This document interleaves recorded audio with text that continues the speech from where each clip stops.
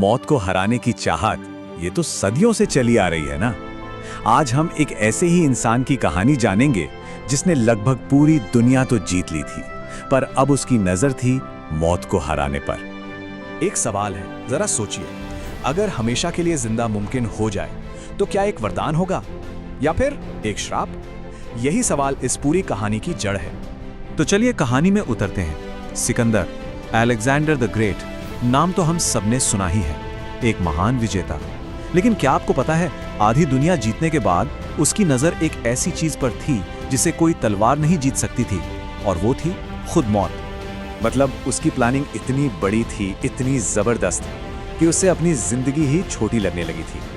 उसे लगता था कि भाई पूरी दुनिया पर कब्जा करने के मेरे इस प्लान में बस एक ही रुकावट है, मेरी अपनी मौत। और बस अमर होने की इसी धुन में उसकी खोज उसे कहां ले आई? भारत, हिंदू कुश के पहाड़ों तक, एक ऐसी जगह जिसे प्राचीन ज्ञान का गढ़ माना जाता था। उससे लगा कि बस यहीं उसके सारे सवालों का जवाब मिलेगा। और यहीं से कहानी एक बहुत ही दिलचस्प मोड़ लेती है। देखिए, ये सिर्फ एक राजा की खोज की बात नहीं है, ये असल में दो अलग अलग दुनियाओं का टकराव है। एक तरफ है सिकंदर की ताकत, उसकी जिद, और दूसरी तरफ है एक योगी का ठहराव, उसका गहरा ज्ञान। दोनों में जमीन आसमान का फर्क था।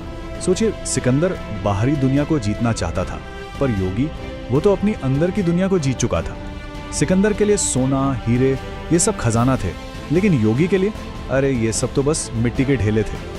योगी ने सिकंदर की दौलत को पूरी तरह से खारिज कर दिया। उन्होंने समझाया कि सिकंदर उन पत्थरों को अहमियत दे रहा है जो किसी काम के नहीं, और उस धरती को भूल गया है जो उसे हर दिन खाना देती है, जो असल में जीवन का स्रोत है। ये एक बहुत ही गहरी बात है। योगी ने कहा कि हीरे की कीमत उसकी खूबसूरती में नहीं, बल्कि इस बात में है कि वो दुर्लभ है। ये खुशी नहीं, बल्कि एक तरह की बीमारी है, ऐसी चीज रखने का सुख जो दूसरों के पास नहीं है। अब सिकंदर ठहरा राजा। जब बातों से काम नहीं बना तो वो निराश हो गया और उसने योगी को धमकी दे डाली। पर योगी वो तो बस मुस्कुराए और उसे एक गुफा का रास्ता बता दिया। कहा कि जाओ, वहां तुम्हें अमरता का पानी मिल जाएगा। लेकिन यहां सिकंदर की असलियत सामने आती है। वो अमरता अकेले चाहता था, किसी के साथ बांटना नहीं। उसने अपने सारे सैनिकों को पीछे ही छोड़ दिया, क्योंकि वो नहीं चाहता था कि कोई और ये शक्ति हासिल करे। देखिए, उसका स्वार्थ और उसका डर दोनों उस पर कैसे हावी थे। तो सिकंदर उस गुफा में अकेला गया। वो उस पल के बिल्कुल करीब था जिसका वो सपना देख रहा था। लेकिन उसे क्या पता था कि उस गुफा के अंधेरे में एक ऐसी सच्चाई उसका इंतजार कर रही थी जिसकी उसने कभी कल्पना भी नहीं की होगी। कल्पना कीजिए उस पल की, दुनिया का सबसे बड़ा विजेता अपनी सबसे बड़ी जीत से बस एक घूंट दूर, अमरता का पानी उसके हाथों में, और वो उसे पीने के लिए बिल्कुल तैयार है। और तभी गुफा में एक आवाज गूंजती है, वो भी यूनानी भाषा में, रुको सिकंदर महान, मूर्ख रुको। सिकंदर एकदम चौंक जाता है। ये आवाज एक कौवे की थी। उस कौवे ने फिर अपनी कहानी सुनाई। बताया कि उसने हजारों साल पहले इसी कुंड से पानी पी लिया था। उसने सब कुछ देख लिया था, बड़े बड़े साम्राज्य बनते और बिगड़ते देखे थे। और अब वो थक चुका था। वो बोरियत और तकलीफ की एक ऐसी जेल में कैद था जिसका कोई अंत नहीं था। वो मरना चाहता था, पर मर नहीं सकता था। और बस उसी एक पल में सिकंदर को सब कुछ साफ हो गया। उसे अमरता की असली भयानक सच्चाई समझ आ गई। ये कोई वरदान नहीं, बल्कि एक श्राप था। एक ऐसा जीवन जिसका कोई अंत नहीं, कोई मतलब नहीं। उसने धीरे से वो पानी गिरा दिया और चुपचाप गुफा से बाहर निकल आया। तो ये कहानी हमें सिखाती क्या है?